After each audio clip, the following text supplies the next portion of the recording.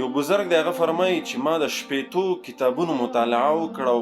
د دغې مطالعې نه پس 4 خبرې ما راوویستې او دغه 4 خبرې ما د ځان دپاره منتخب کړې. اولنۍ خبره دا زموږ استاسو دپاره هم دي ښه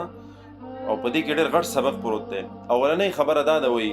چې الله رب العزت څه درکړي دي وایي په دې باندې د الله نه راضي شه او وایي که چېرته په دې باندې ته نه راضي کېږې نو وایي ځان ته بل مالک وګوره، بل مالک بل اله ځان ته تلاش کا او داسې اله او داسې مالک د ځان دپاره وګوره چې هغه تا ته د دې نه زیاته درکړي. دویم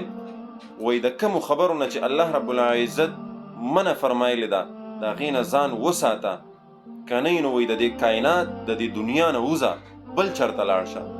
دریم وایي که نه وایي چې کله ته ګناه کې که نه نو وایي داسې ځای ځان ته منتخب که داسې ځای ته لاړ شه چې هلته کې الله رب العزت نه وي، الله تا نه ګوري او وایي که داسې ځای نه وي چې هلته کې الله رب العزت تا ګوري او په هر حالت کې دې ګوري او داسې ځای ته تا میلاو نه شو نو لهذا وایي ته بیا ګناه پرېږده، بیا ګناه مه کوه. څلورم وایي د الله رب العزت عبادت کوه او وایي که د الله عبادت نشي کولی نو وایي الله رب العزت چې کوم نعمتونه کوم رزق تعالی درکوي دغه رزق پرېږده، رزق مه خوره، رزق په ځان باندې بند کړه.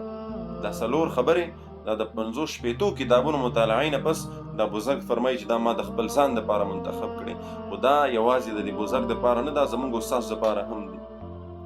دا مونږ په خپله زندګۍ کې دا خبرې راولو.